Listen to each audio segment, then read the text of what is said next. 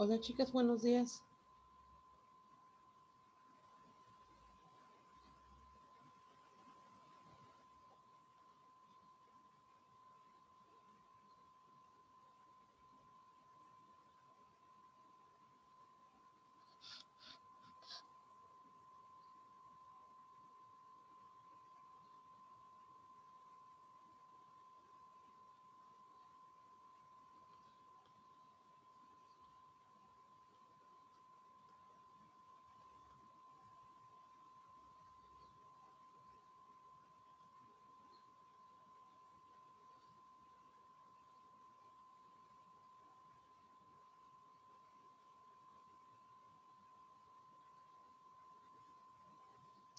Bien, buenos días. Espero que por favor vayan poniendo su participación, su presente, por favor.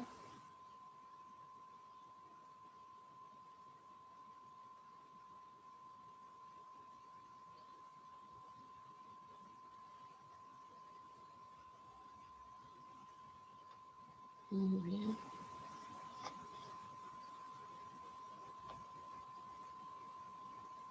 Naomi, Jacqueline, Karen, muy bien.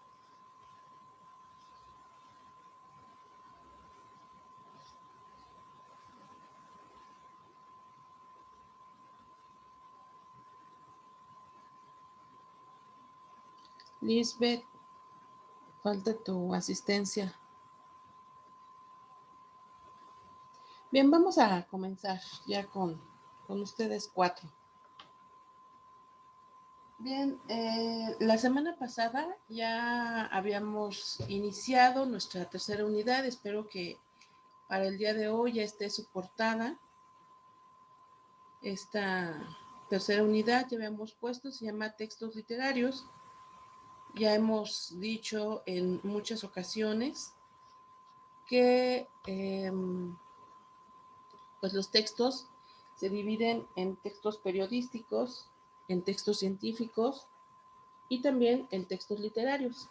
Entonces toca esta unidad hablar de manera más específica de los textos literarios. También habíamos dicho que existen tres grandes clasificaciones de los textos literarios. ¿Quién me los puede decir? ¿Cuáles son esas tres grandes clasificaciones?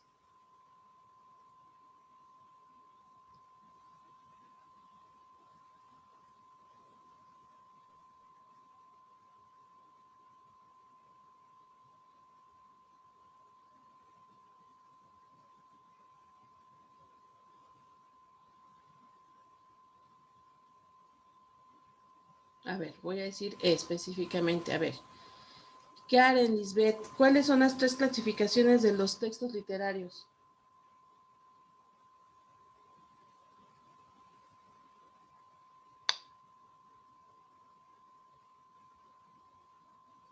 Escríbelos.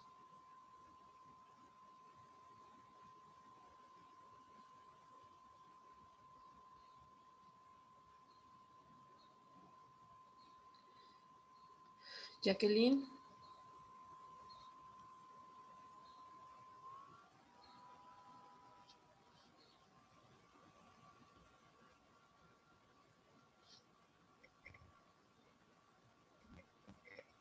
Eso no digo. ¿Qué?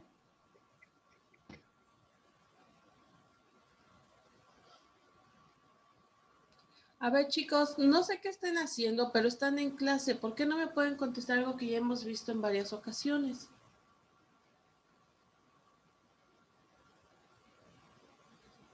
Ah, muy bien, Brian, gracias. Narrativos, dramáticos y líricos. Y ahorita en este momento, Esme, ¿qué tipo de textos estamos analizando? Que comenzamos la semana pasada. Brian ya nos dice que hay tres: narrativos, dramáticos y líricos. ¿Nosotros en cuáles estamos ahorita?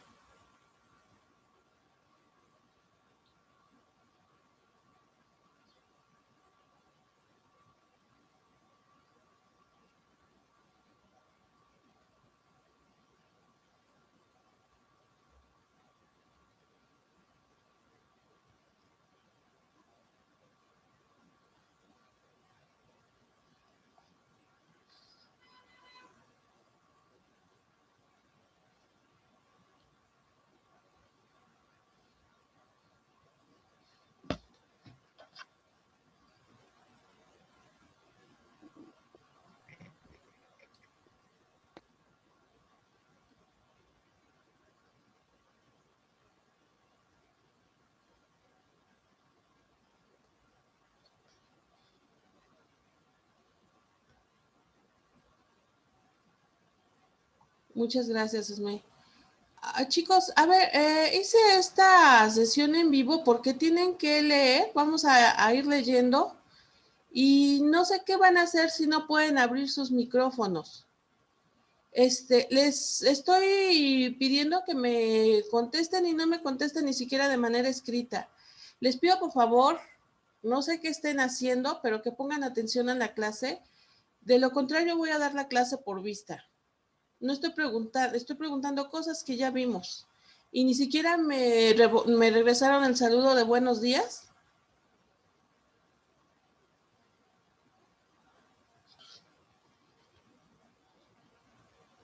Bien, la semana pasada hablamos de que existen diferentes tipos de personajes y se van a clasificar de acuerdo a varias características. Ya estamos viendo aquí que de acuerdo a su importancia pueden ser principales, secundarios y pueden ser ambientales. ¿A qué nos referimos con personajes principales?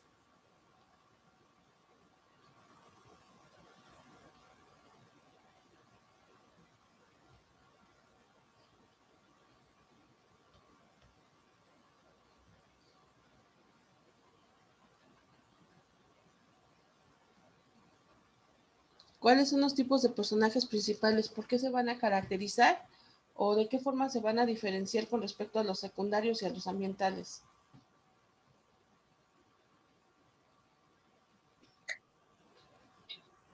Los principales son los protagonistas.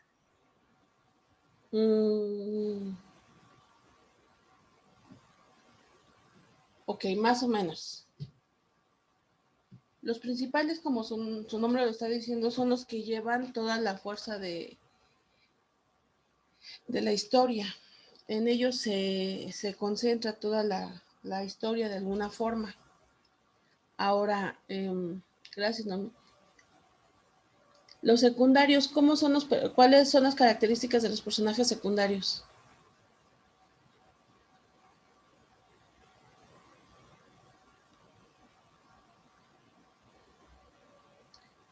A ver, Ana, los principales son los que intervienen en el desarrollo del trama.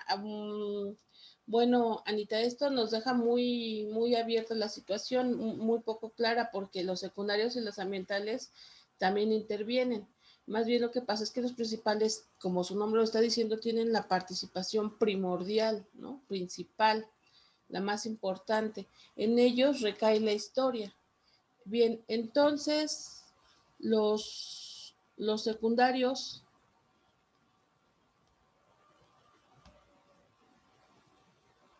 Jacqueline, ¿cómo se caracterizan los secundarios o qué los distingue de los principales?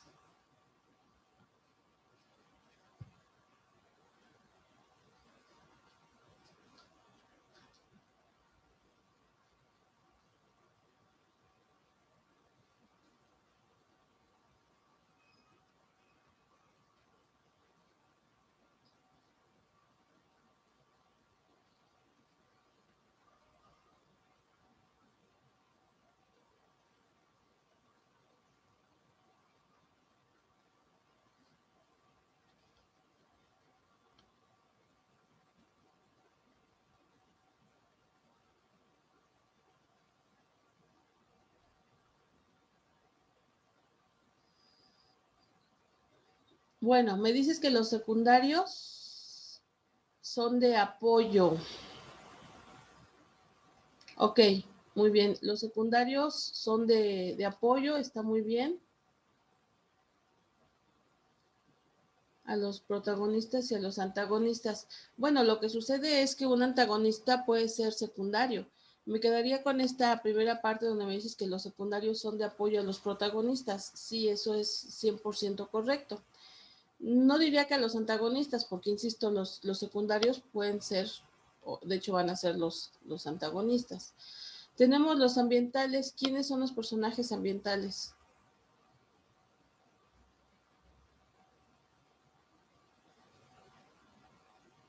¿O cómo los vamos a identificar?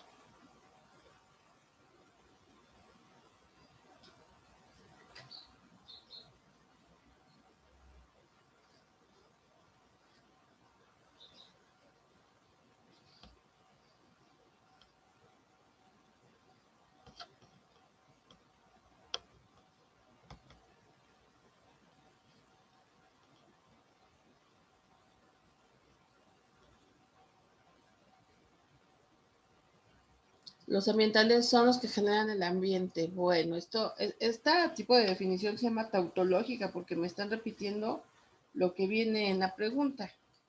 Pero bueno, ok. Casi no tienen diálogo o de hecho no tienen diálogo, pero sirven para darle un contexto. Sí, como dices ahí, el ambiente para...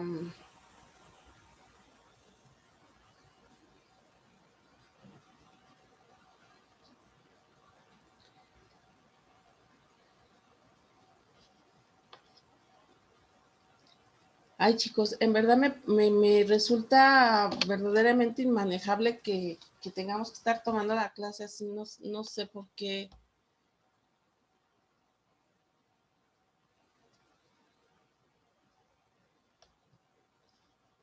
¿Cuánto tiempo nos vamos a llevar?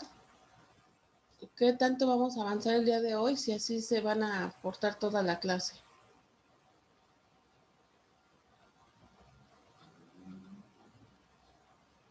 Ahora ya resulta que a nadie le sirve el micrófono.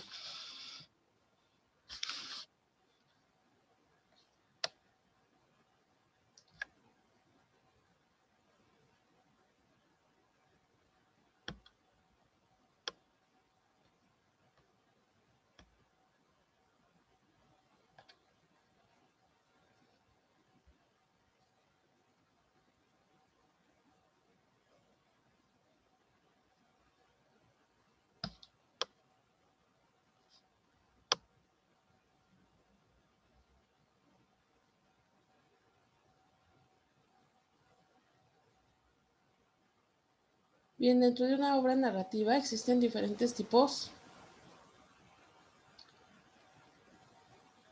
de narradores. Una obra narrativa, para que lo sea, obviamente debe de tener un narrador. Y vamos a identificar que dependiendo del autor, del gusto del autor o de la decisión del autor, se van a emplear dos diferentes tipos de narradores que a su vez se van a poder dividir en diferentes tipos. Tenemos en la pantalla dos tipos, estos dos primeros tipos de narradores, los que vamos a llamar homodiegéticos y los segundos, que son los heterodiegéticos. Es muy importante identificar que los personajes homodiegéticos siempre van a ser narrados en primera persona. La primera persona es yo, mientras que la segunda persona, perdón, el segundo tipo de narrador, los heterodiegéticos, hablan en tercera persona. Recuerden ustedes que las personas gramaticales son yo, tú, él, nosotros, ustedes y ellos. Y en el caso de los narradores heterodiegéticos que están hablando en tercera persona sería él o ella o ellos. O sea, puede ser en plural, pero también puede ser en singular.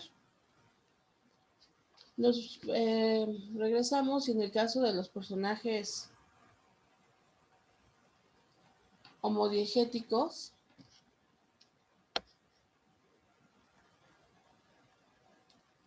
vamos a tener el tipo de narrador protagonista y el narrador testigo. El protagonista, como su nombre lo dice, es quien está hablando de su propia historia, la está protagonizando. Él nos dice, por ejemplo, yo hice esto, yo hablé, yo dije, yo participé, nos cuenta su historia.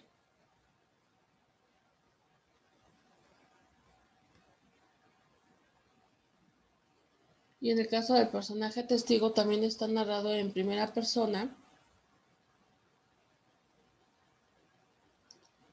pero no nos está contando su propia historia, sino nos está hablando de algo que él presenció. Ahora, Puede ser que nos platiquen de algo que se presenció, pero también en tercera persona, y entonces en ese caso tenemos el tipo de personaje, narrador, mejor dicho, narrador heterodiegético. En este caso los vamos a poder dividir en dos grandes grupos, que son los omniscientes y el narrador objetivo. El narrador omnisciente, el prefijo omni, con M y con N, significa todo, que abarca todo lo que es. Entonces, un narrador omnisciente es aquel que sabe o conoce lo que sienten los personajes, sean primarios o secundarios o ambientales.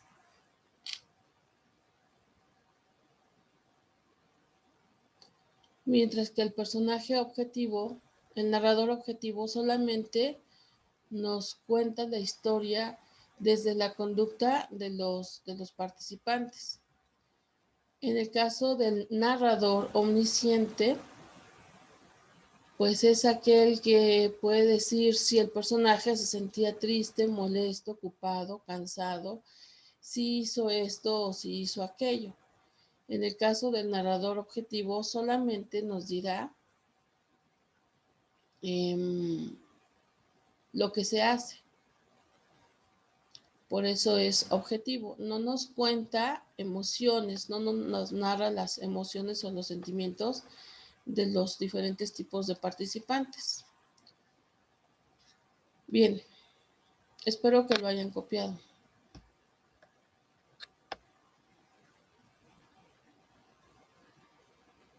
Otro elemento más que vamos a utilizar cuando se hace un análisis de una obra literaria es identificar las diferentes formas de expresión.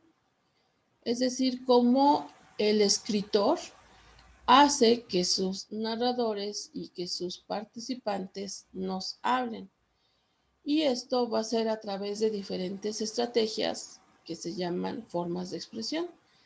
Aquí tenemos 4 diferentes formas de expresión. La primera es la dialogada o diálogo, que es cuando dos o más participantes están hablando entre ellos. En este caso vamos a poder identificar dos tipos de diálogo: diálogo directo y diálogo indirecto. En el caso de las obras narrativas, que es lo que estamos estudiando en este momento, tenemos que los escritores van a utilizar el diálogo indirecto. Dado que los participantes, los personajes, van a hablar, pero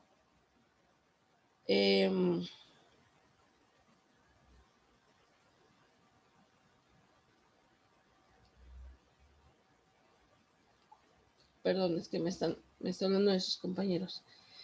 Bien, estábamos diciendo que en la narración se utiliza el estilo de diálogo indirecto porque los personajes van a ir hablando entre sí, pero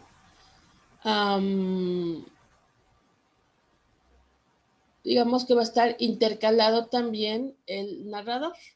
Entonces, el narrador le da entrada al diálogo de los personajes. Pero en el caso del diálogo indirecto, aquí no existe narrador. Y si en las obras narrativas el elemento indiscutible es el narrador, pues quiere decir que en las obras narrativas no se va a utilizar un diálogo directo. Repito, en las obras narrativas no se va a utilizar un diálogo directo. El diálogo directo se va a ocupar en las obras dramáticas, ¿sí? En las obras dramáticas es donde sí lo vamos a ver, y ya la próxima semana seguramente veremos algunos ejemplos de este caso. Ok, después tenemos dos tipos de expresión, dos formas de expresión en las obras literarias, que son el monólogo y que son el soliloquio.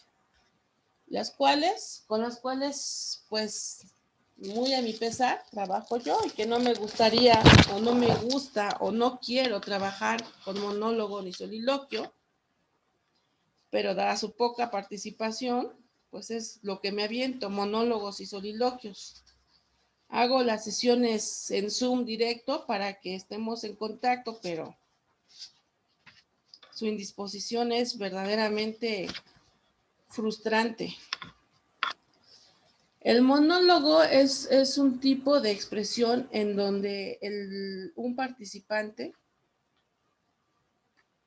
el personaje principal generalmente, aunque no siempre, el personaje que tiene la palabra habla al público sin esperar respuestas, ¿no? Así como en el caso de ustedes. Y en el caso del soliloquio, que es muy parecido, es un parlamento, es cuando el personaje habla en voz alta, como si estuviera hablando para sí mismo, sin estar esperando que le contesten. En el monólogo, ¿sí? En el monólogo está hablando para un público, que es lo que yo ahorita estoy haciendo, estoy hablando para ustedes. En el soliloquio, más bien es como si yo estuviera pensando en voz alta.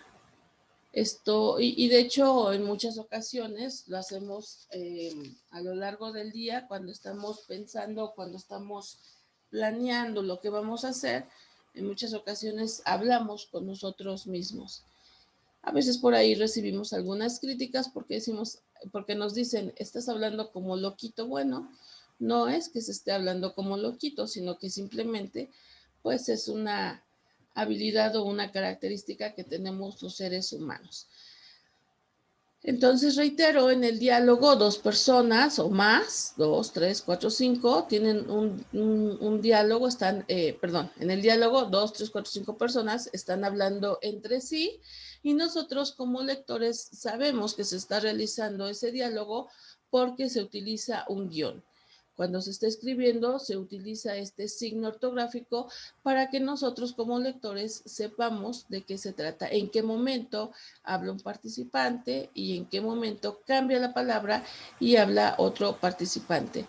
En el monólogo solamente una persona, perdón, en el monólogo y en el soliloquio solamente una persona está hablando y no va a recibir retroalimentación.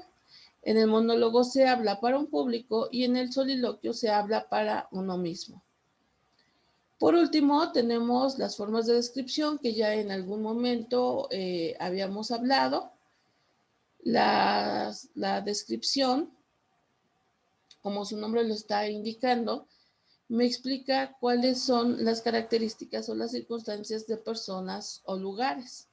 Por ejemplo, tenemos la prosopografía, que es una descripción de los rasgos de una persona, ¿sí? La prosopografía me dice si esa persona es alta, el color de piel, si es hombre, si es mujer. Entonces, la prosopografía nos va a hablar de descripciones físicas. Mientras que tenemos la etopeya. En el caso de la etopeya también es una forma de descripción de personas, pero en este caso nos van a describir su moral, su manera de ser, su personalidad, vamos a decir. ¿Sí? Ese es el caso de la etopeya. Tenemos perdón, aquí me equivoqué, no es relato, es retrato. Tenemos el caso del retrato.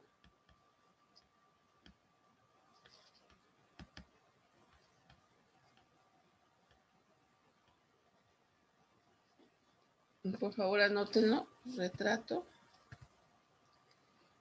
En el caso del retrato, pues tenemos que es la conjunción de la prosopografía y de la etopeya. ¿Qué quiero decir? Que aquí el narrador me va a decir cómo es el personaje físicamente, pero también me va a decir cómo es moralmente. Después tenemos el paralelo, que es cuando el narrador me describe cómo es el personaje, pero comparándolo con otras personas. Y para terminar, tenemos lo que se conoce como topografía. En el caso de la topografía es la descripción de el lugar, de un lugar. Nos dice si es abierto, si es cerrado, nos dice si hay árboles. En el caso de que sea un lugar cerrado, es decir, por ejemplo, un departamento, una casa, pues nos dice qué tipos de muebles hay, o si hay, o si hay cortinas. Ese tipo de descripciones es lo que nos da una descripción, ¿no? Ese tipo de características es lo que nos dice que es una descripción topográfica. Muy bien.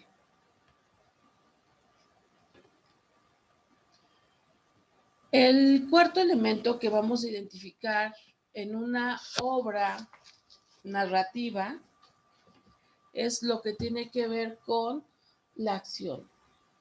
La acción es la forma en que se presentan las diferentes actividades a lo largo de toda la historia. Se dice que en una obra narrativa, y por supuesto también en las dramáticas, en las obras escritas, lo que los escritores nos presentan no puede ser lineal, tiene que ser definitivamente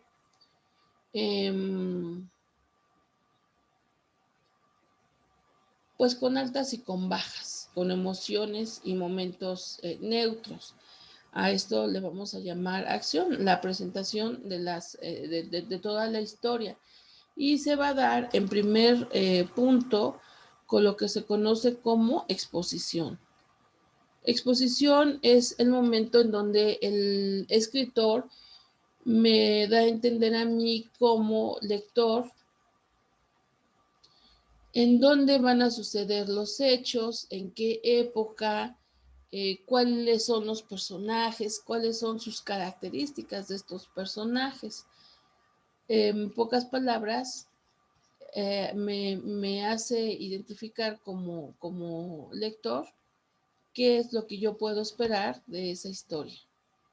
Bien, ahora conforme esta exposición va avanzando, nos vamos a encontrar con problemas. Estos problemas o conflictos son lo que van a generar precisamente esa trama, esa tensión que va a haber a lo largo de toda la historia y que se va a conocer como nudos. ¿Sí? Nudos entonces son complicaciones. Yo en este esquema solamente puse 2 conflictos, solamente puse 2 nudos. Sin embargo, puede haber muchos y de diferente intensidad. Puede haber nudos muy sencillos, nudos que se solucionan o conflictos que se solucionan rápidamente, aunque también es una realidad que van a existir conflictos más fuertes o nudos más fuertes. Bien, en toda obra seguramente habrá también momentos humorísticos, momentos que ayuden a bajar la tensión de estos conflictos, que hagan que la historia se vuelva un tanto más relajada.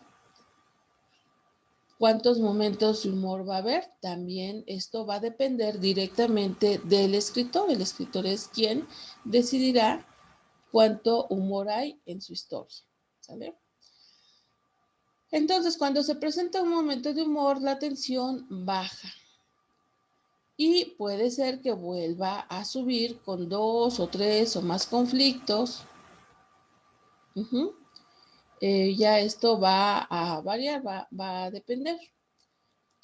y posteriormente va a subir al punto máximo, al momento de mayor tensión, donde ya absolutamente todo se complica, donde el personaje, por ejemplo, puede estar a punto de morir, etc.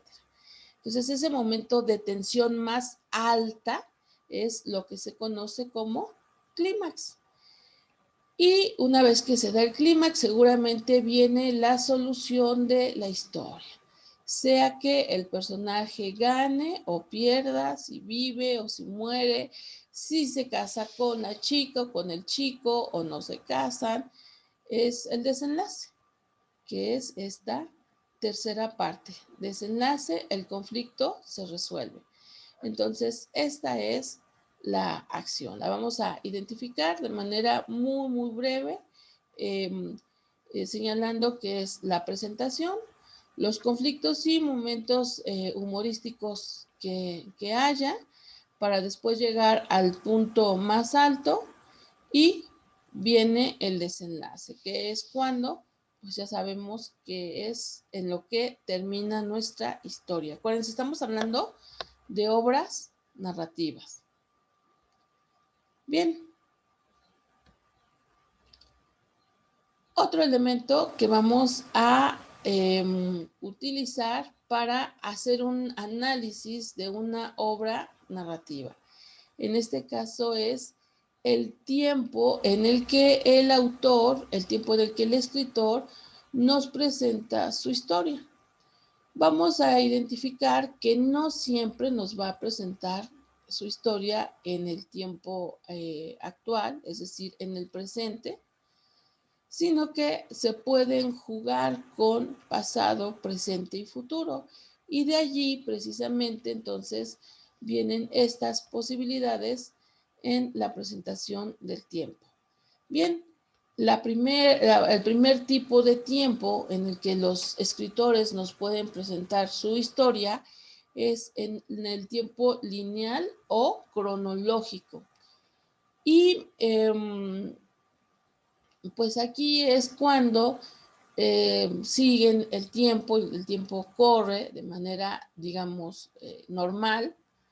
Por ejemplo, nos pueden decir que una historia empieza el 3 de octubre del 2018 y el siguiente capítulo es del 4 de octubre del 2018 y el tercer capítulo es del 5 de octubre del 2018. Se dan cuenta, sigue una sucesión de hechos. Por eso se llama lineal, porque no hay modificaciones, no hay pasos al futuro ni al pasado y las actividades se van sucediendo una tras otra, una tras otra, una tras otra.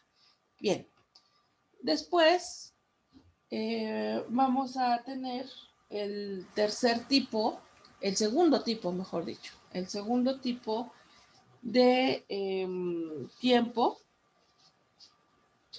que se acuerdan que una de las clases pasadas estuvimos hablando de las palabras en latín. Bueno, pues aquí tenemos otra locución, otra palabra en latín que es in media res. Esto de in media res hace referencia a el tiempo en donde hay como una especie de regresión, por así decirlo. La historia va a comenzar en el presente, pero en un momento determinado puede irse hacia el futuro, ¿sí? Cuando los personajes se imaginan, por ejemplo, lo que va a suceder y empiezan a actuar, ¿no? Como dice ahí, inmedia quiere decir que empieza en la mitad, ¿sí? Y puede ser que el escritor pues haga que el personaje dé varios saltos temporales, que puede ser hacia el pasado o también puede ser hacia el futuro.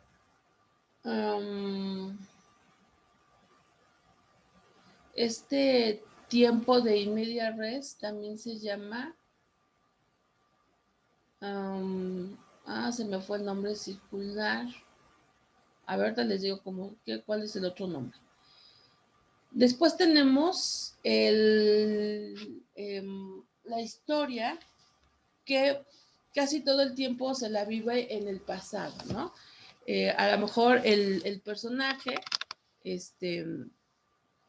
comienza su historia en el presente, pero en un momento determinado habla de lo que sucedió en el pasado. En este momento pienso en una película de dibujos animados que es Las locuras del emperador. La caricatura, la película comienza con el emperador cuando está convertido en llama a mitad de la lluvia y dice que él no es eso, que él pues había sido alguien importante, ¿no? Y entonces, en un momento determinado, la siguiente escena es precisamente él estando en su palacio, ¿no? En su palacio de Cusco. Ahí tenemos ese tiempo flashback o de vuelta al pasado, que realmente pues sería lo más adecuado, ¿no? Le puse los dos nombres porque a veces cuando buscamos en otro tipo de libros, pues también puede ser que venga de esa forma. El flash forward, pues su nombre lo dice y ya ustedes estarán imaginando que es cuando en el presente se hace una proyección hacia lo que puede suceder en el futuro, ¿sale? Después tenemos el contrapunto y es cuando varias historias se van entrelazando. Probablemente en un primer momento nos estén hablando del personaje principal y en otra escena o en otro capítulo, si es que lo estoy leyendo, pues nos hablan de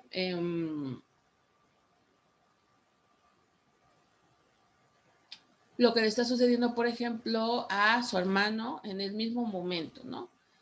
¿Qué es lo que está sucediendo con el vecino en ese momento? Hay muchas historias que tienen este contrapunto, ¿no?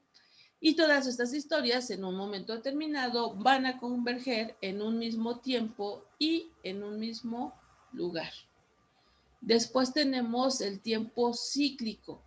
El tiempo cíclico es aquellas historias a veces un tanto extrañas en donde se comienza en un momento y las siguientes historias o los siguientes momentos, los siguientes episodios nos van a transportar otra vez al mismo tiempo, ¿sí?